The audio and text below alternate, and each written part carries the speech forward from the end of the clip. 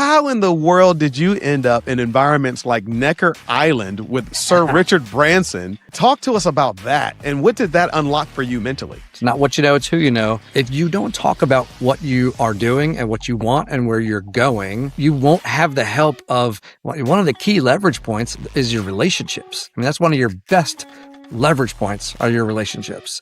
What shifts when you're around people who are operating at that level consistently?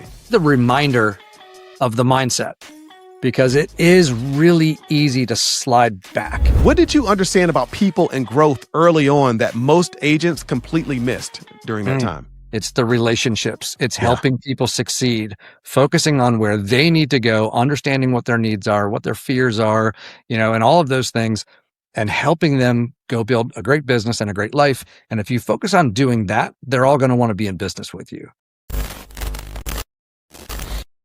Most people don't fail because they're not working hard. They fail because they showed up too late. Today's guest has built his career by doing the opposite, getting into rooms, the right models, and the right movements before they explode. From scaling one of the fastest growing models at eXp Realty to now building inside one of the fastest growing sports industries in the world, Dave Conord doesn't just build businesses. He builds growth engines. And today, we're breaking down exactly what he sees coming next. So let's welcome to the lounge, Dave Conord. What's up, Dave? Hey, Mike. How are you, man? I'm great, bro. I'm so glad you're on the show. I'm glad to be here. It's good to hang out with you, as always. As always. The last time I hung out with you was at your house.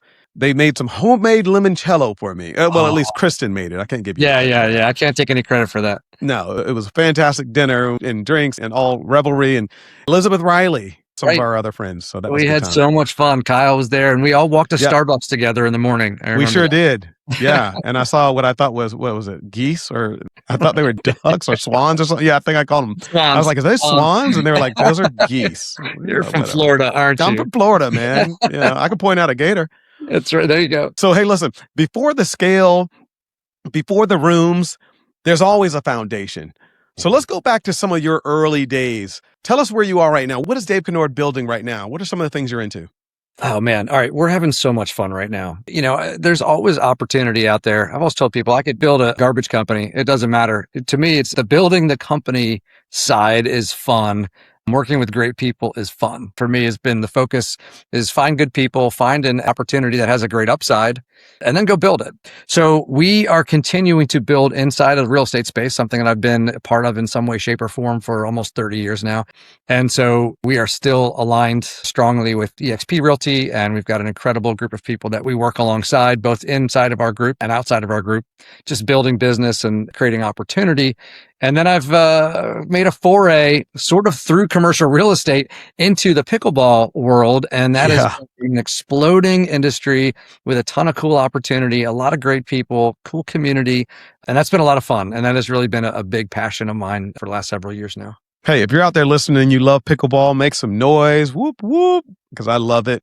My younger sister tells me that it's for old people. And I'm like, that's only because you haven't played yet. Once you start playing, it is probably one of the most addictive sports that you can play. So I love it, man. Before the scale, before the rooms, there's always a foundation. So let's go back to some of your early Keller Williams days, that operator mindset, your early recruiting, understanding people as leverage. What did you understand about people and growth early on that most agents completely missed during that time? Yeah, it's a great question. It's funny. I did sales for a couple of years and I sold about 100 homes a year as a solo agent with an assistant. And I was in my 20s and I got the sales side. And then we started to get to the leverage side and we understood brokerage as leverage. And that's when we found this kind of new company called Keller Williams. So I actually owned kellerwho.com for a number of years. We opened up the region right over in Maryland, DC and Mid-Atlantic, and nobody had heard of it yet. It was a whole new phenomenon. But for me, I looked at it first from a business standpoint and the mindset shift that was really, really important. You open it up, you've got expenses, right? You're writing a check for the lights and the staff and the computers and the phone systems and everything else. And you have to have enough agents producing that pay for all the bills from the split that you get. And so immediately it was in build the company mode. And so I was really that was my mindset, was I had to build the company. And so yes, we felt like we had a good product, we had good services, a good place. But my mindset was in building the company. And it was actually one of my mentors, who is also the person who brought me to EXP, Gene Frederick. Mm. And Gene had been doing that for a while over at KW as well. And he reframed it and basically said, look, you're doing the same thing that you did in sales. It's the relationships. It's Yeah. helping people succeed, focusing on where they need to go, understanding what their needs are, what their fears are, and all of those things, and helping them go build a great business and a great life. And if you focus on doing that, they're all going to want to be in business with you. Mm. And that was the turning point for me when my mindset shifted to say, how can I go help people? Forget about growing your company. Forget about paying the bills that were stacking up from the brokerage standpoint and everything else, and focus on helping people. That Zig Ziglar mentality. To get what you want, you have to help enough other people get what they want. That's right. When that clicked for me, it was game on, because then I didn't care about anything else. Just go help people win. Then you get a reputation for being the person who helps people win. Everybody wants to win. If they're already winning, they want to win bigger. And so that's when my phone would ring. I didn't have to go recruit people. I was just trying to handle all of the inbound. The inbound calls began. Yeah. Well, you realized early that people are the only true scalable asset.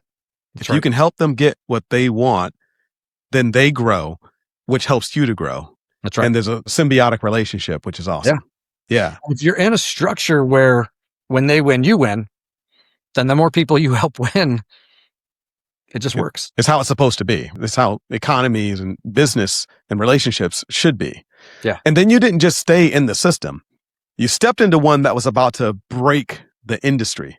So let's talk about that.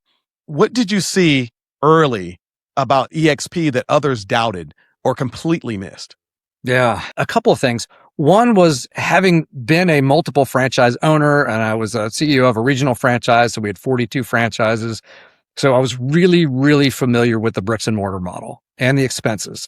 I also spent a couple of years working alongside like Wes Foster and his team over at Long & Foster, and they had 300 different offices throughout the Mid-Atlantic.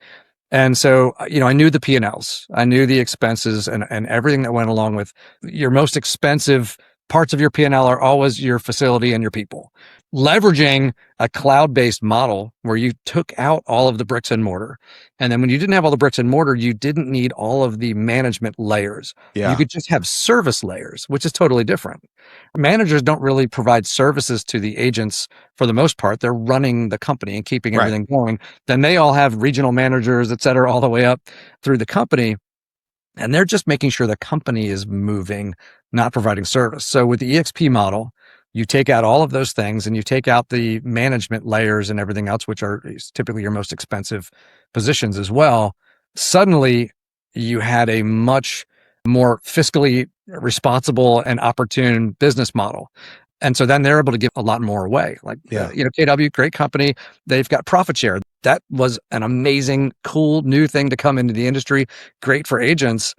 But percentage-wise, profit, as we all know, is way different than revenue.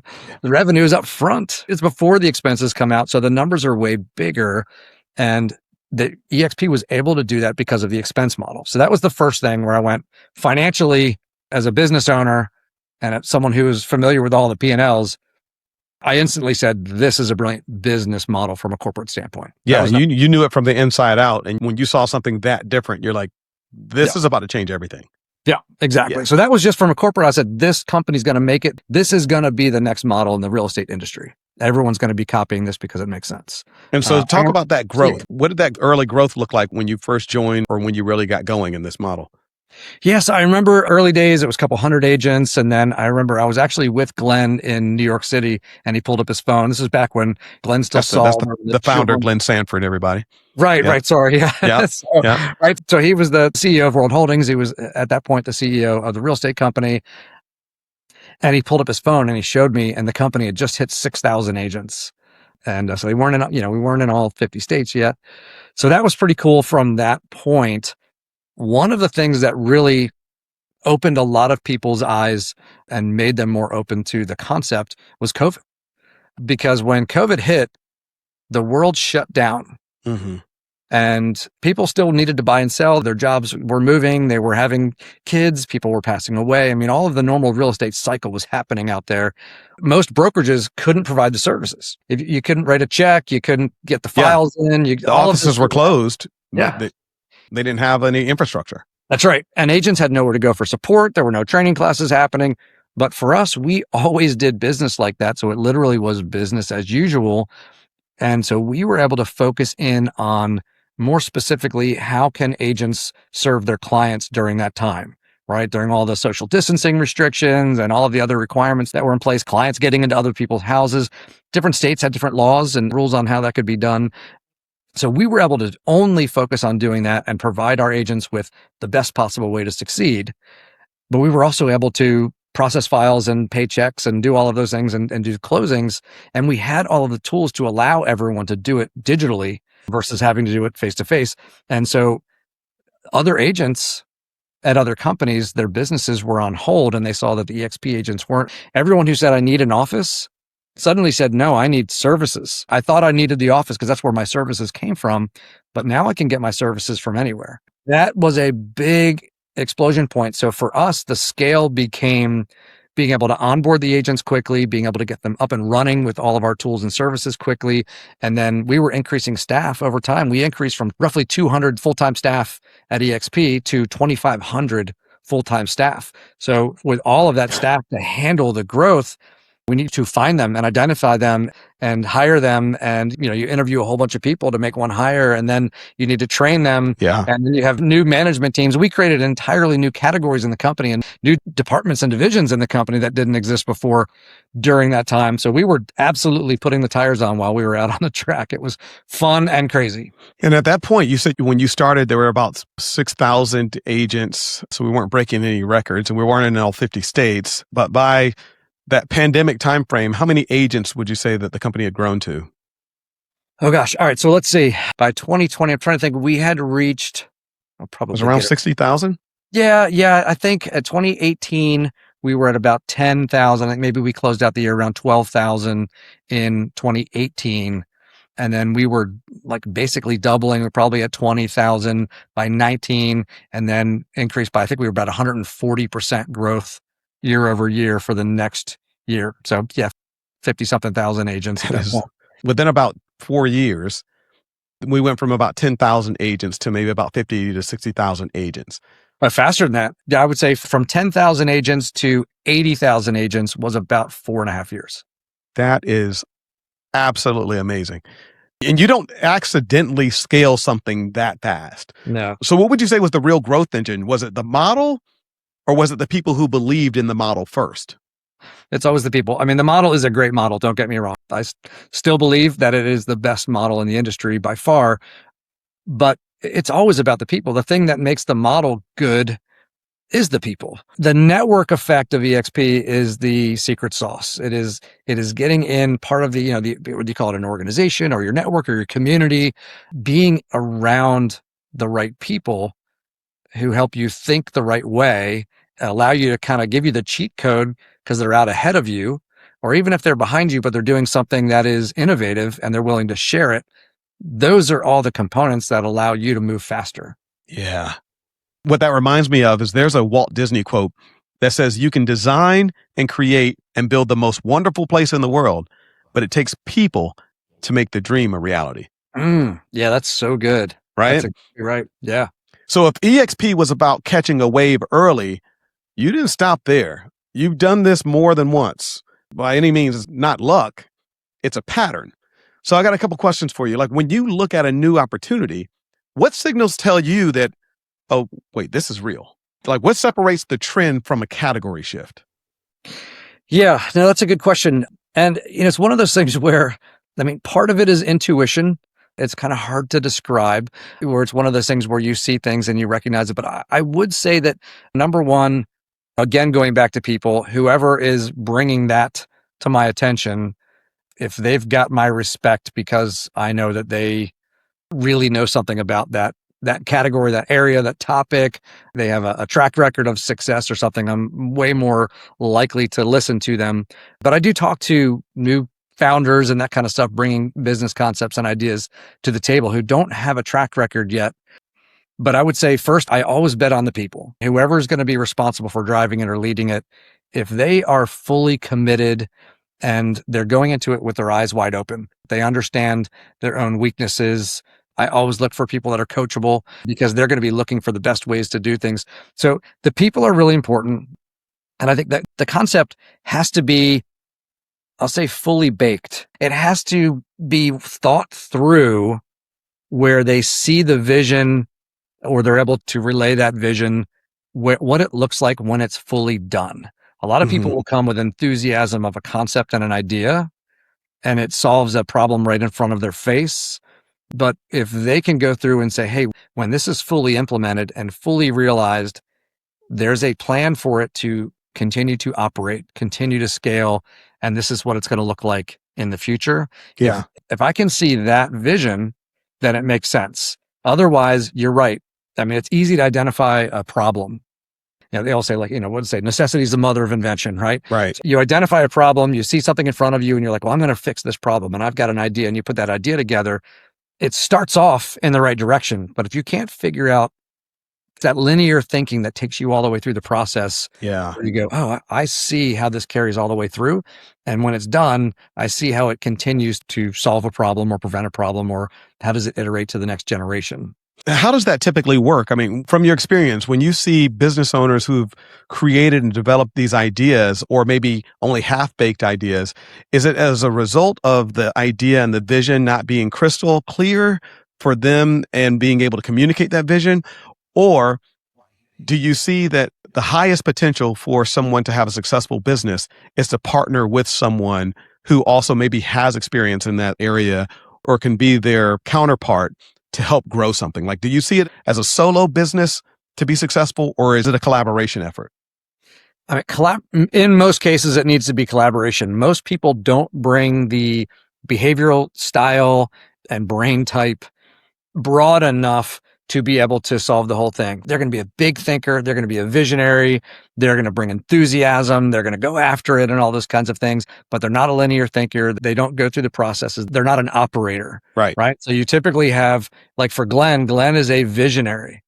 I was an operator. I was his boots on the ground, taking his vision and helping bring it to reality. And I surrounded myself with other good operators, and there were other good operators in different leadership roles in the company, turning that into something. So if someone comes and they only have one level of experience, or they're only one personality style or behavior type, then if they haven't looked it through, we have people that come through and they'll say, here's my idea, and a great idea. Love this, love the enthusiasm. All of those things make sense. Let's break it down to the unit economics, if you will, and then show me your pro forma of how this maps out and what your 3 to 5 year trajectory is for your growth, and show me you've thought through your expenses and your revenue and all of those things, and how you're going to make profitability and how it's going to scale through the different levels. And, their numbers just don't make sense. I mean, as you see people get into the real estate business and they have no idea that it is an inertia problem. Yeah. Right? And so the getting going and turning that into success, Just getting that ball rolling. Is difficult. And you have to do the right things and you have to plan for it. And people that come in and think they're sure, you can make a fair amount of money from one transaction. It won't necessarily, unless you're in huge brackets, it's not going to pay your annual expenses, but it's a great paycheck. But a lot of people way overestimate how fast they're going to get into closing deals and how much they're going to make. They don't have enough in reserves to get through that and to also invest in their business. Yeah. I think a lot of what you're talking to is that a lot of real estate agents really don't know how to operate a business to begin with. You might be great at sales. Maybe you come from business. It might be just different. It's a different beast altogether. And I think a lot of people get overwhelmed by all the amount of noise that can be in this industry, that shiny object syndrome, that they burn out before they really get any true momentum because they're trying to chase too many lanes at the exact same time, as opposed to being focused. And then maybe, like you mentioned, partnering with other people who can be your counterpart to help you so that you don't have to be in all lanes at the same time. Right. You can be in your lane and they can be in their lane, and you can push this thing forward through an ecosystem that's a shared collaboration. Yeah. Ecosystem is one of my favorite words. I use it all the time. Build your ecosystem, because the ecosystem, they feed into each other, support each other, help each other get there. The concept of leverage, right? The leverage lounge, leverage, it's the eighth wonder. It's so key. And so whatever you're coming into, I always ask people when I meet with them and I say, okay, talk to me about the assets of your business, but forget about anything you have. Talk about who you are. Talk about your experience. Talk about where you come from. Talk about what you've done.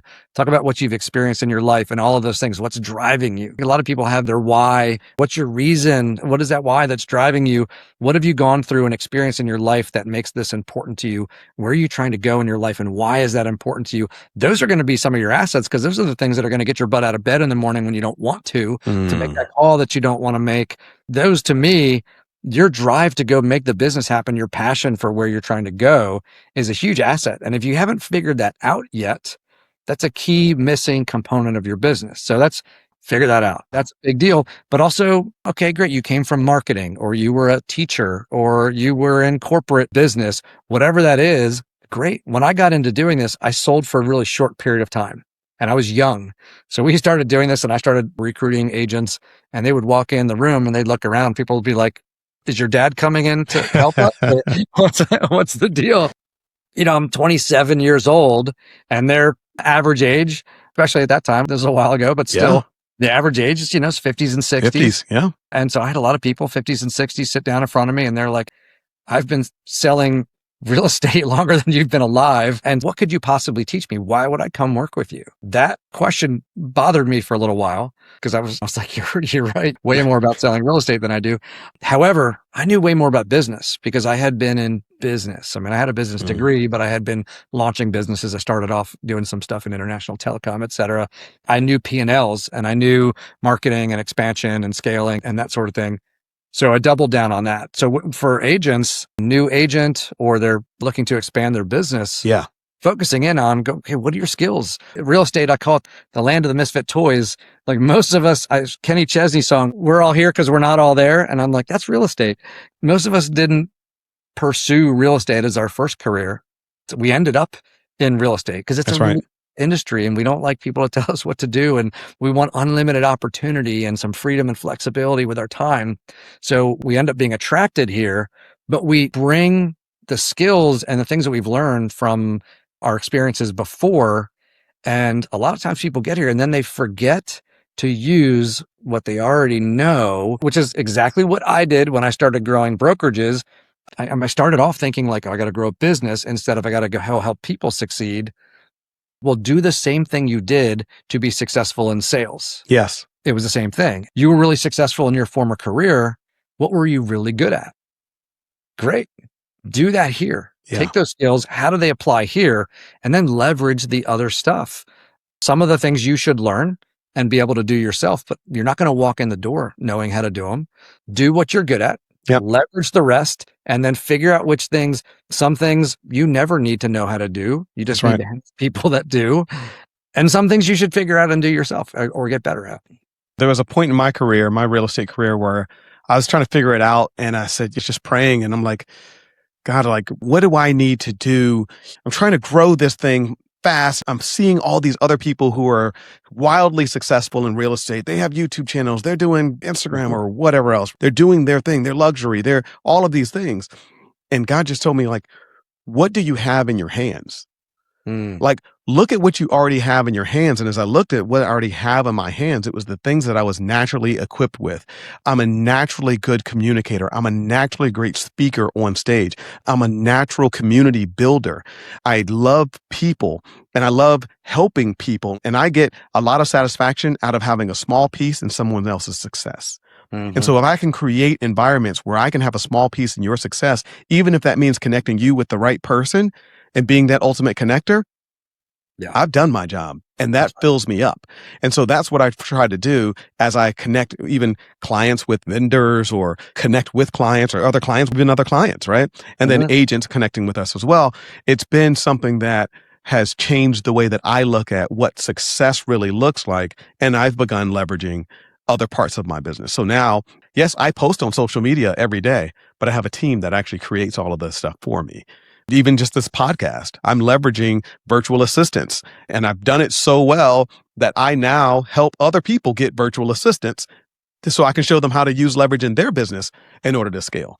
And That's so awesome. you're right on top of it. I absolutely love what you're saying, because that pattern led you to somewhere most people didn't expect.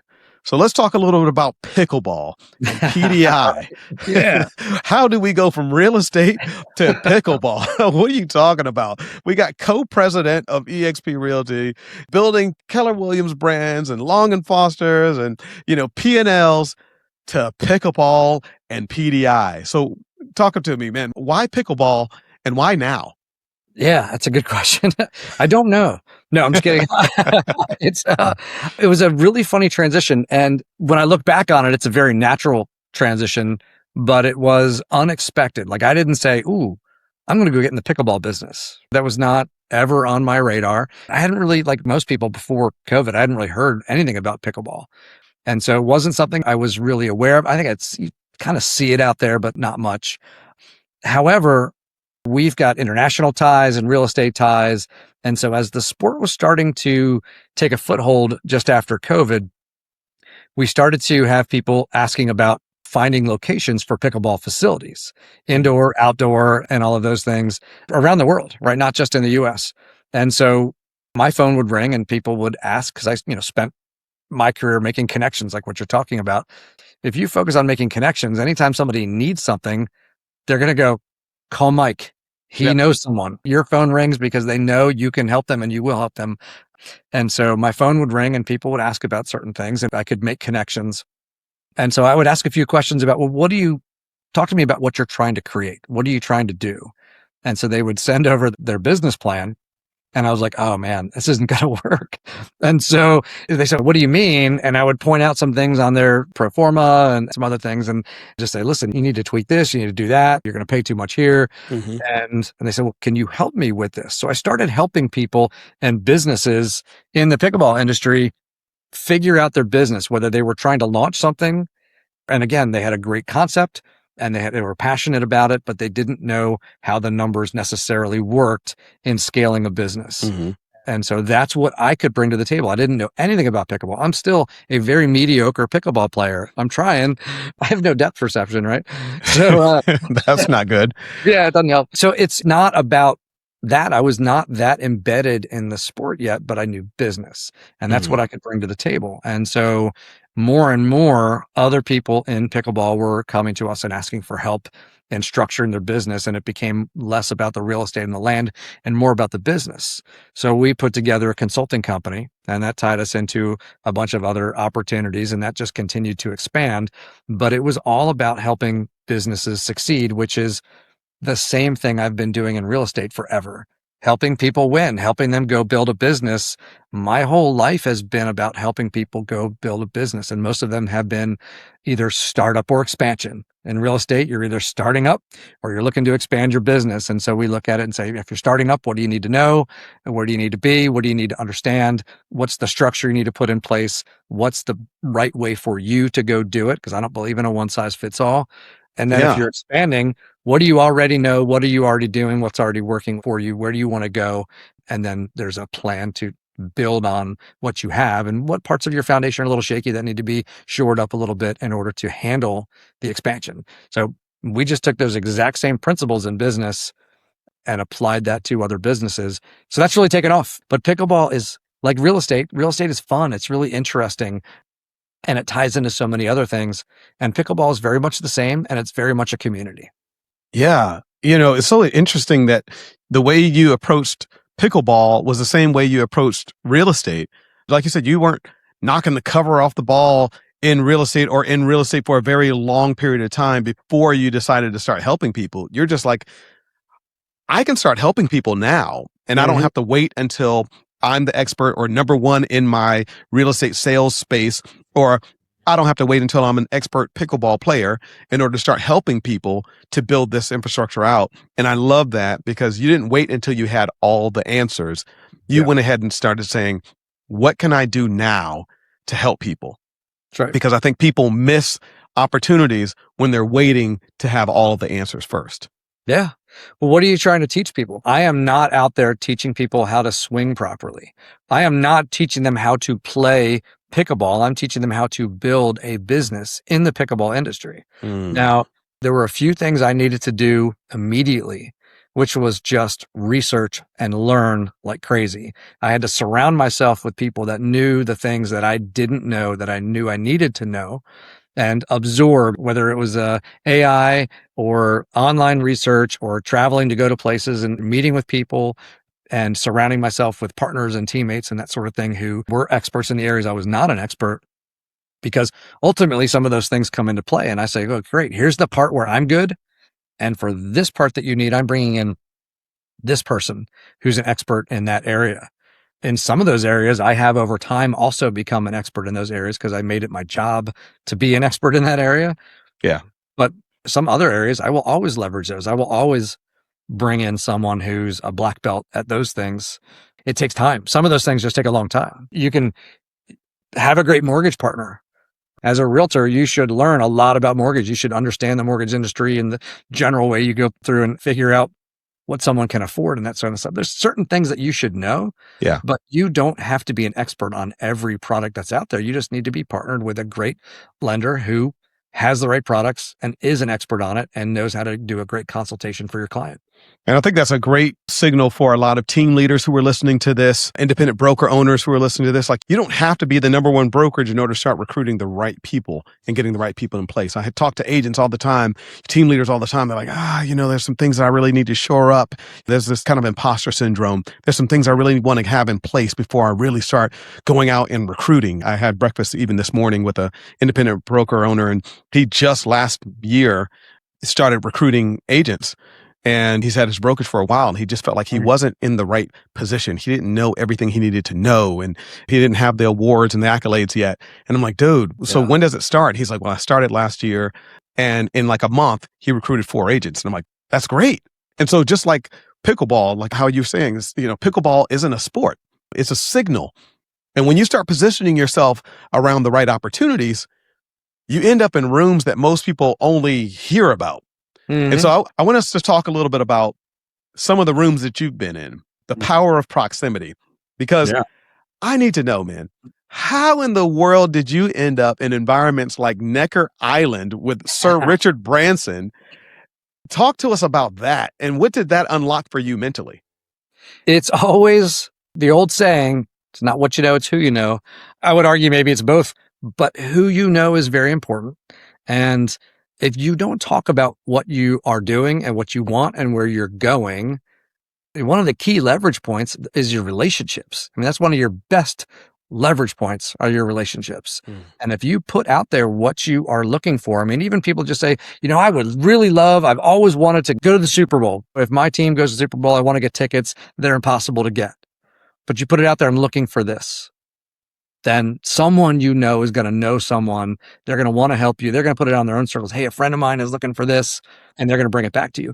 So when I started talking about what I was doing and what I was looking to be doing and where I felt I could help people, someone that I knew Richard Branson and his team and knew that they were looking to put on he's done the Necker Cup in tennis for the last 17 years, I think.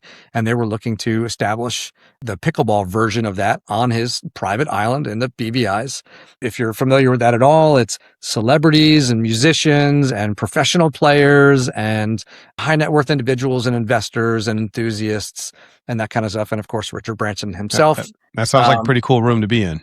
Yeah, it was a good place to be. I've been fortunate to be in those rooms in business and in real estate. And what that did for me was put me in the room with those individuals in pickleball. And that made my circle much larger. Yeah. And it made it larger with people who were decision makers and connectors and that sort of thing. And then while I was there, I made it my job to build relationships with those people. It's one thing to shake someone's hand. That's right. And be gone. It's the other thing to find some commonality, find some opportunity, and build a relationship and get contact information. So those people now, we're friends on social media, we cell phones, we text message. I mean, there's some people that are pretty fascinating individuals that people know who I get to text them once in a while and I see them do something cool out there in the world on a big stage. And I get to shoot them like, oh, I saw that great job. And like, thanks, man. That's so good, man. What do people misunderstand about being in those rooms? Because even Jamie Kern Lima, in her book Worthy, she talks about how she met Oprah. Did you hear that story? She met No. Oprah. She meets Oprah. Oprah gives her her phone number, and she never calls her. She never texts her. She never calls her. And then she ends up seeing Oprah again, like I think it was years later. And she's like, of course, Oprah's not going to remember me. And she told Oprah, I met you one time at your house and you had this thing. She's like, yeah, I wondered why you never called me. And she's like, oh my God. Like Oprah waited for me to call her and I never did. And she just realized that she just didn't feel worthy. Yeah. And so let's talk about that. Like, what do people misunderstand about being worthy enough to, one, get in those rooms, but then once they're there, being authentic enough to connect with people and understand that they have something to offer in those relationships? Yeah, it's an ego problem.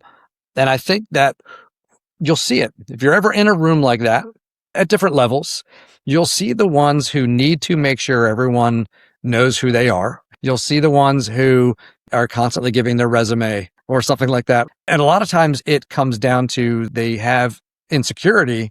And so they're trying to establish their dominance or trying to prove that they belong to be in the room. They're so worried about that and they're so insecure about that. Maybe they feel like they don't belong. So they're trying to prove that they do belong. Yeah. And it's okay to be in awe, to be in a room and to just learn. I didn't go into that room full of these industry titans and celebrities and everything else and be like, do you know who I am? Right? I was like, I am here. Yeah, right. Exactly. You've been waiting. Yeah. You are so lucky to be sitting next to me right now. Yeah. You don't even know it. You have no idea who I am, Right. but I'm a pretty big deal. I'm kind of a big deal. That's right. So for me, I was like, man, it is so cool to be hanging out with you right now. This is amazing. And like, it's one thing to like totally fanboy or whatever and be speechless or to ask goofy questions or what have you. But it's another to admire and respect and acknowledge their level of success and say, man, you have killed it in an area that I know nothing about. Like, what did it take for you to get there? Yeah. Because man, succeeding in anything, whether you're a singer or you're a professional athlete or an artist or a business tycoon or what have you, it doesn't matter. The things that it takes to get to that level in any of those. You go meet, people talk about some of these professional athletes and their level of focus and all those things, right? And intensity. Never met anyone who's highly, highly successful who does not bring a level of intensity to what they do. Focus and determination and all of those things to like what Brett Gove calls it obsession. You got to be obsessed. Yeah, you got it. It's exactly right. And so, okay, like you're no different than me. Your path was just different. So you're a professional athlete. What did it take? Drew Brees was there. Just a great guy. His whole family is there. We were out on a boat and we had Drew and his family out on the boat with us. His kids were diving off of the Naughty Nickel. We're hanging out with them and we were up at the top of the boat and it was me and like two other people and Drew Brees. That's so cool. An hour and a half or whatever, just sitting there. His kids are splashing around. His wife's down there talking to Kristen and some of the other Susan and that kind of stuff. And it was just like, all right, we get to ask him anything. A lot of it was just life and other things and what he's doing right now and all of that. But kind of like now Hall of Famer. Drew, I know you're listening. Congratulations. Yeah, exactly. Yeah, shout out to Drew. But it was like, okay, so you finish playing. How did you figure out what to do next? Yeah. That's where you got to think beyond where you are right now. And that's what a lot of people don't do. I call it pulling your oars in the boat. But, a lot of people start out paddling ferociously and then it's time to make the donuts. You get up every day and you do your job and you do your stuff. You look at your calendar and you do your things. And a lot of times you can go through an entire day, an entire week, a month, sometimes even a year. I mean, God forbid, some people are just on autopilot forever, but they get to a point where they stop focusing on where they're trying to go. And some people have already crossed the finish line and they're still running.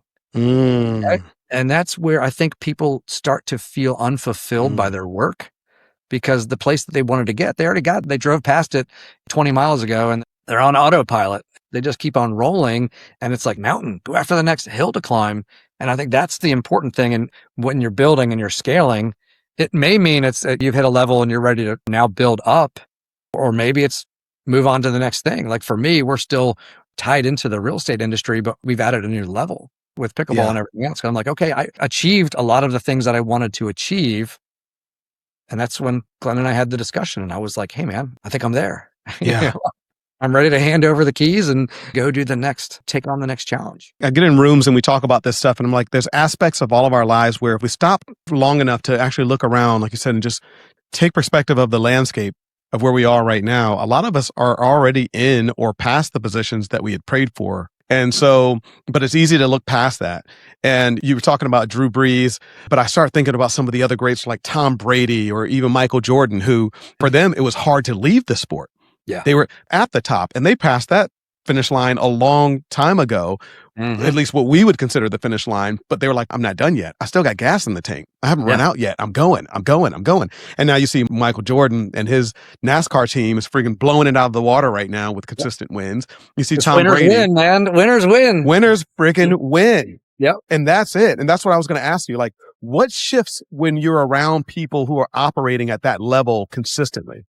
Maybe the reminder of the mindset, because it is really easy to slide back. I'm a very driven person. I'm a high D, right? I'm like a 100 D and a 97 I, right? And S and C are somewhere they haven't found somewhere them in yet. there. Right.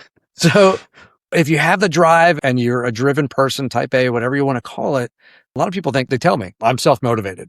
I've got my own drive. I do whatever. I don't need any motivation, right? I'm always motivated. Nobody's always motivated. You've got to refocus. Even professional athletes, you look at people like Tiger and a few others who they've had plateaus in their career, and anyone where they've kind of hit a little bit of a slump or whatever you want to call it.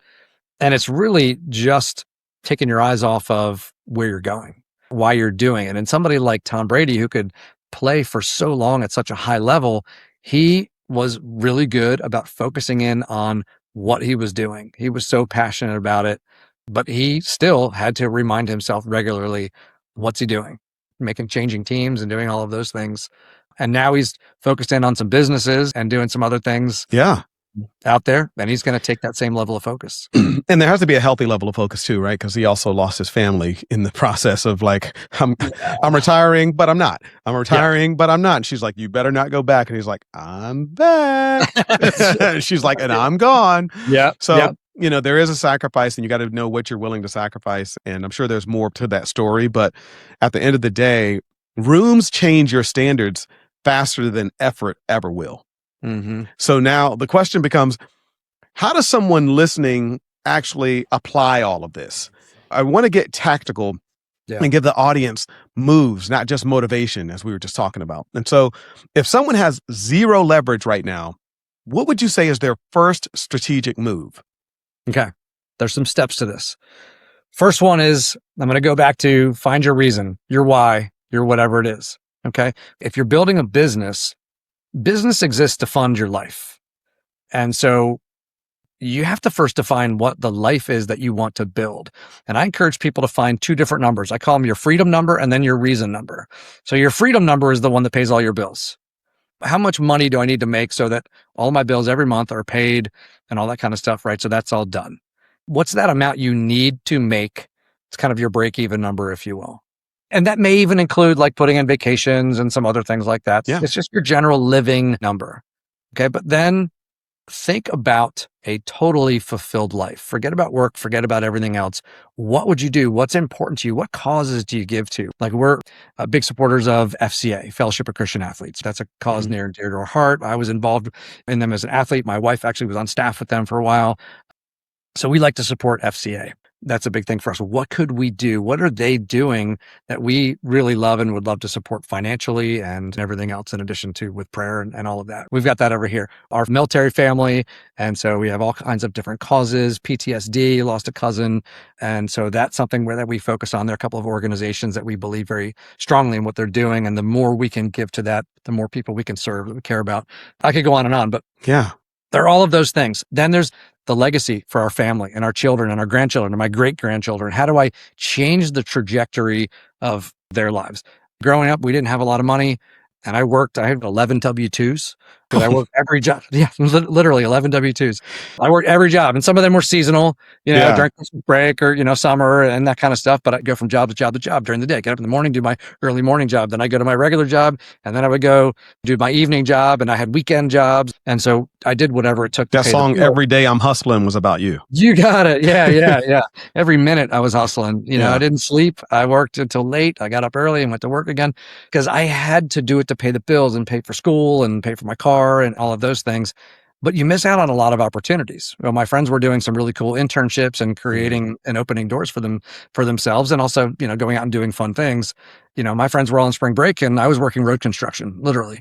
So for my kids, it's a balance of teaching them to work hard, but also allowing them to have the opportunities that will accelerate their lives. Yeah. And so finding that balance, but financially, I want them to be able to have access to the things that I didn't have access to while still creating work ethic, right? So I want them to be able to do it. How much as a parent do you kill yourself working super hard because they all want to play club sports and they all want to do the theater camp and you all got to that be other there. stuff. Yeah, you have to be there. You have to have the flexibility in your day, which means you're not out making money. And you also, all of those things cost a lot of money. They cost. Right? Yes. And so it's like, okay. And my kid, they want to great. They want to go to university. And my daughter's like, of course.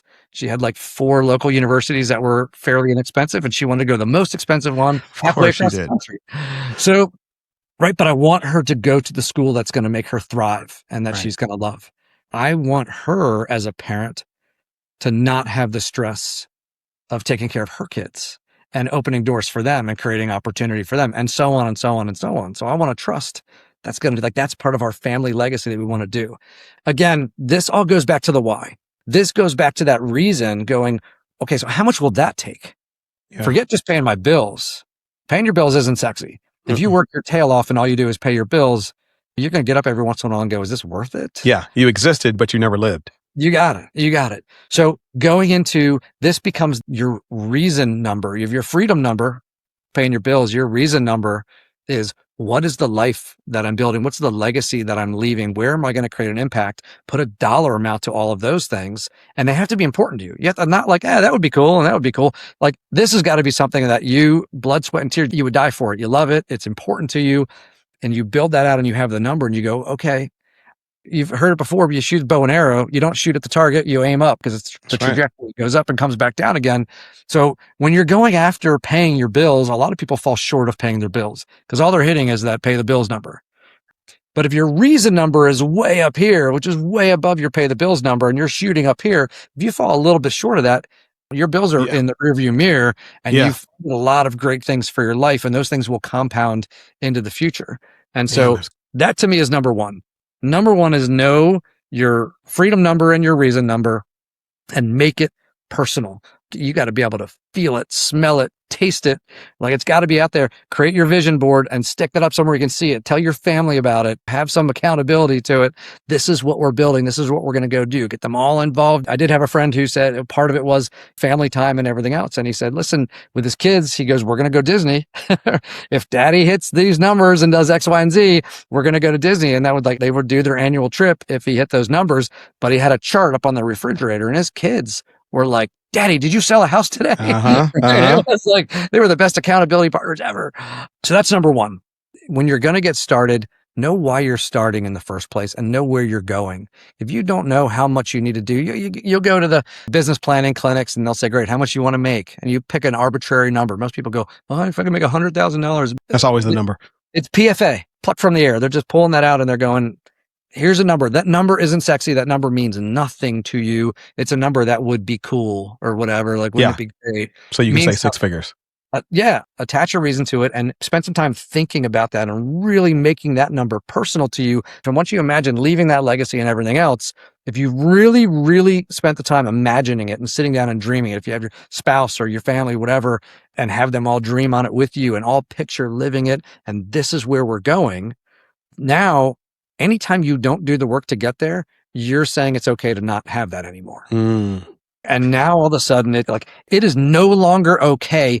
And once I've been there, it's not okay to not go there anymore. Once I've seen it and imagined it, now it's going to drive me crazy. That's right. If you've ever flown first class, Yeah. over a long destination and realize how nice that is, Yep. everybody gets off that first class flight saying, I'm never going coach again if I don't have to, right? Exactly. And then once Yep. you fly private, then it's a completely different feeling, Yep. So And then what does it take to get there? that sounds like a very daunting task.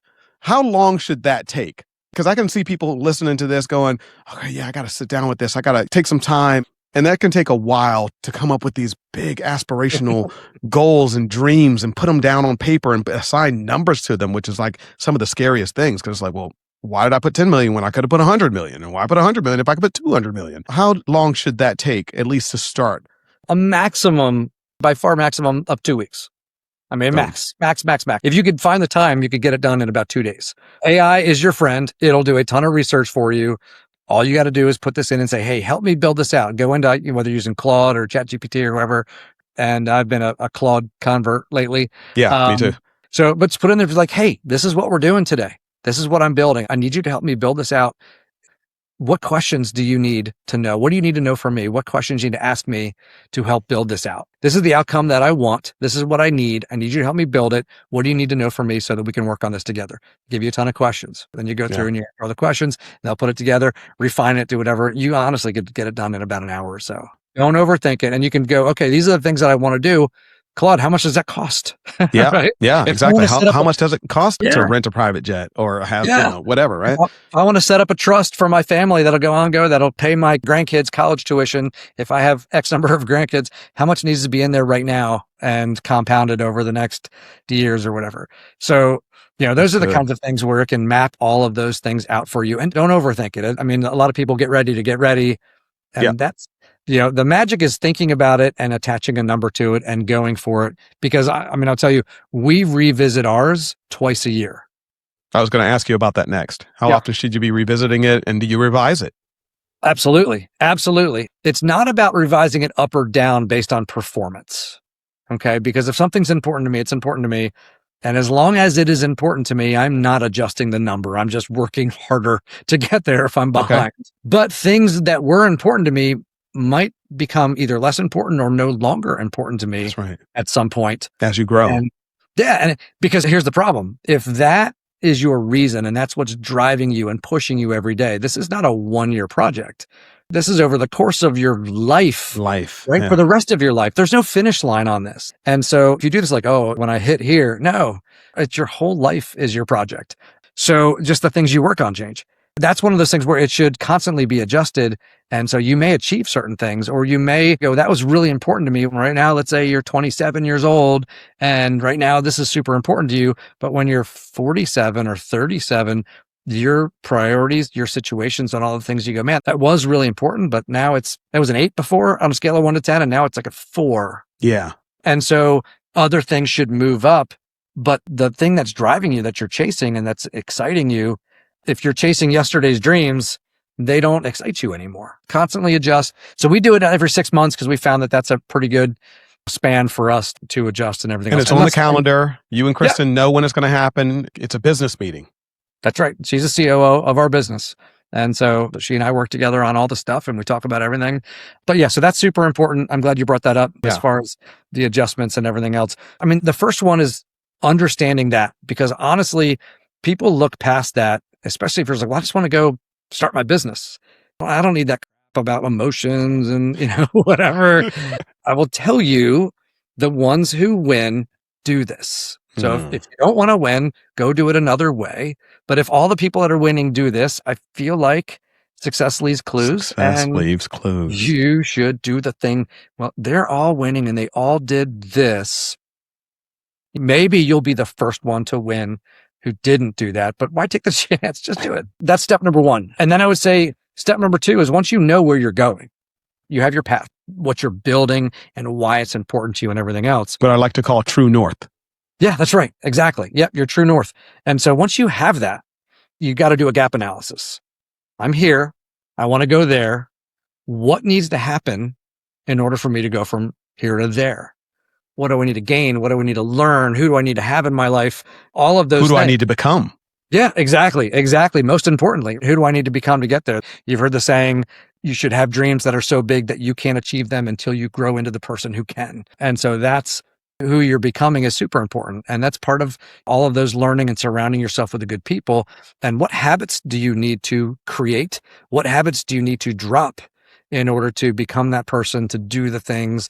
What mindset shifts do you need to change? Because I know some people that go, like when it comes to agent attraction, and they're like, I'm not a recruiter. And I'm like, well, that's a stupid thing to tell yourself. Yeah. Right? Great. What other negative thoughts can you give yourself? What else are you really bad at that you'll never do because you're just not good at it? You don't want to, kind of a thing. I'm like, Yeah. cool. So you do not want financial freedom. Okay, I get that. I am not willing to do anything that is not comfortable or that I don't like in order to, it's like, okay, well, there's your box that you are in, and you've placed yourself in the box.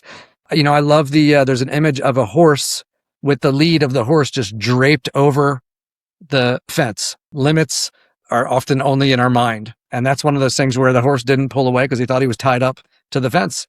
Yeah. It's like the elephant with the rope. Yeah, exactly. And so that's where a lot of us put our own limits in place, our own limiting beliefs. The gap analysis is really important because now that's going to be, okay, what are the things that I need to do? What are the things I need to learn? What do I need to unlearn? What are the habits I need to break and create? And who do I need to surround myself with? And what ways do I need to change? I work with people. We go through their limiting beliefs. What are all the things, the limiting beliefs that you have that hold you back? The way you tell yourself you don't deserve this or you're not good enough or whatever, write them all down. Write them down on a piece of paper and then watch it burn. I'm going to take a video burning it and send it to me. Celebrate that. Like, those are gone. They don't serve you anymore. Get rid of them. But you have that path. Now you have a path. Then you break it down to the practical side because now you have to prioritize. I know where I'm going and I know why I'm going there. I know who I need to become, the habits I need to create, the things I need to change, the people I need to have in my life. Like, I can't do that. I'm going to have someone who knows how to do this. I don't know how to do that. A mentor in lots of different areas of your life to help you get there. So you're living the life that you want to live. Maybe you need a physical trainer, you need a nutritionist, you need a whatever, get yourself in the right shape and all of those things. So you want to live a long life? Good. Well, get healthy. You want to be able to enjoy all these things in life? Good. Well, figure out how to go make money. So who are you going to surround yourself? If you've chosen the real estate business, unless you can figure it all out on your own, you can't. Then surround yourself with people who have been where you want to go and learn from them. Like you said, get in the right rooms with the people where you can learn and figure those things out. Make their ceiling your floor. Other people have been out there doing all this stuff. Just take what they already knew and what they've already done and what they've figured out and all the battle scars that they have and cheat code. You just get to learn it all without any of the pain and the long, lengthy process. Take all their stuff and then add your creativity and your personality and your skills and everything else to it and go build on it.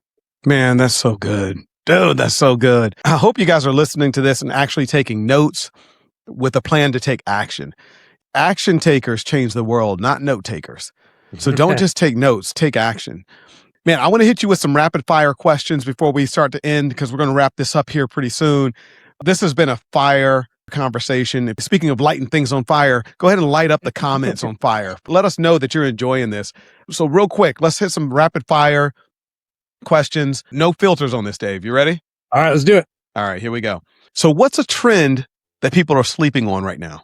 One of the things I think people don't do enough of, but a few people are keying in on this, jumping into the part of the river that's moving the fastest in segmenting your market and seeing where things are going. Everyone's looking at all the noise that people are doing about private listings and all that other kind of stuff, all the other things that people worry about now. And maybe they go, well, I'm a luxury agent or I only work with this. Pigeonhole themselves into certain segments of the market and they don't pay attention to rates moving and all of those things. How does that impact the market? How is the market going to be moving in your area? Every single city and neighborhood is different, and it's going to respond to market changes, industry changes, economic changes, and everything else differently based on the people that are in your market, the types of homes that are in your market, the types of industries and businesses that are in your local market, and how it impacts all of them. And it's going to change different lanes. If you're on a 6-lane highway, right, you always want to be in the lane that's moving the fastest. Yeah. And you're maneuvering around and getting into the right one. And I don't know if you're like me, I'm looking up ahead and I'm going, this lane's really crowded. That lane's really spaced out. When we come to the next stop and you get all the compression, this one's going to shoot ahead. I'm going to get in that lane. The tough part about that is when you hop into the lane in traffic, many times you go in the fast lane And only it to slows stop down. and then realize that your lane starts going again. That's right. One of That's the right. most frustrating That's things right. in the That's world. right. So determining that in your market, though, and understanding how things are going to move, and again, surrounding yourself with good people. Talk to your loan officers, listen to the things that are going on, and look at your MLS, look at all the data and where it's showing you, understand what's on the market in the different price brackets, know what's happening, know what communities you've got, know all of the different types of homes that might be available. If you're an expert on your own local market, then when something changes, you should be one of the first to respond, to go, that lever that just pulled is going to open up this lane right here. I'm getting into that lane. So it doesn't mean that you don't continue to focus on your sphere and the certain group that you work on. But if you ignore movement in the market, if you work in upper brackets and this price bracket over here, that's not the one you normally work in, is going to like fly this year, then you're going to watch a bunch of other people outsell you like crazy, because some of them are just out of luck are in that bracket. But understand what's moving, get yourself into the fastest moving lane. And I think that's something that people don't do enough of. I'm starting to see a few people do it and kind of break away from a label.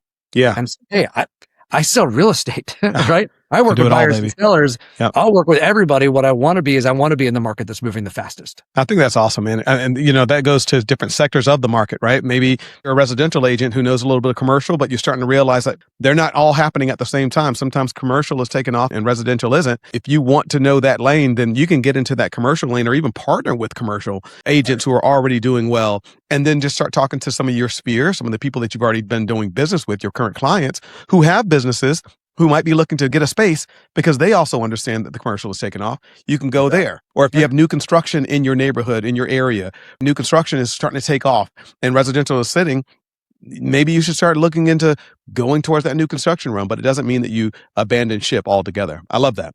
All right. Who wins in the next 5 years? Operators or connectors? You're like, I'm both. Everybody wins. Yeah, I'm a big fan of both. And here's why. Connectors, I think, win in the end, because connectors have leverage. So I'm going to go with connectors are the ones who win the big picture. However, I think that having an operational mindset, you can understand who to connect. But I think in the end, I would rather connect a ton of people and help them all win. It's like I said, Zig Ziglar mentality. Yeah, I absolutely agree. What's misunderstood about EXP's growth? Like what's coming? I think we had such meteoric numbers before that people look at it and say, well, the growth has stalled. It's slowed down and that sort of thing. It has. But also, if you look at the general market, you look at the industry as a whole and the number of agents getting into the business, the agents getting out of the business, and what that opportunity level is, you can see what the correlation is on some of those. Some people will point to a few other companies that they now say, well, these companies are now growing faster than EXP.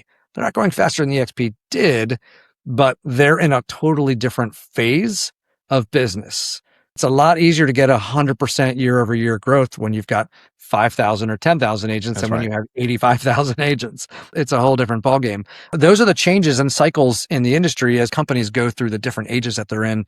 But I think, number one, if you're comparing the speed of growth from startup phase to maturity, it's very different. But I think also an important thing to note is retention and retention of productive agents.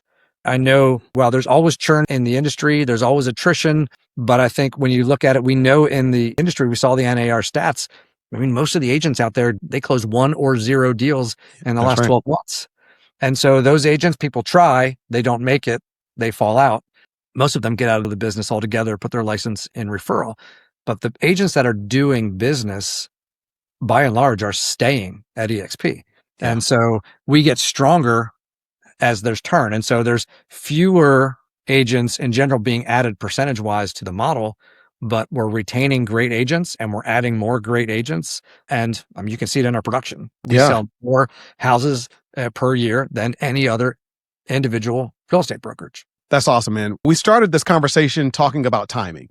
And what I hear in your story is this: you didn't just find opportunities and you're not just looking for opportunities. You're finding momentum. And then you're building inside of it. And so if you could give one piece of advice to somebody who feels like they're already behind, they kind of missed that moment, an opportunity, what would you tell them? First and foremost, get in as many rooms as you can. A lot of people feel like they've missed out. They're just bummed, right? Yeah. And they don't get involved. And then they get a little bit of high level of urgency in the wrong way, desperation to the point of desperation, or complacency and kind of resignation, if you will. If you're serious about making it work, find the people that always seem to be finding opportunity and go hang out with them. Get yourself in there. Number one, it'll change your mindset. Number two, if they keep seeing things, go talk to them. Go be in the room with them where there's movement, where there's enthusiasm, where there's positivity. I think that's one of the things. If you're surrounded by people who are complaining and negative, or you're that person who's complaining or negative, that's a pattern that has to change. Get yourself out of that, because what you focus on expands. When you get into positivity and people who see opportunity, most people's problem is they want opportunity, but they don't see opportunity because they're negative. So what they're looking at is lack. They're always focused on lack, what they don't have, what's going wrong, all of those things. They want opportunity, but that's not what they're focused on. That's not what they're thinking about. That's not who they're surrounding themselves with.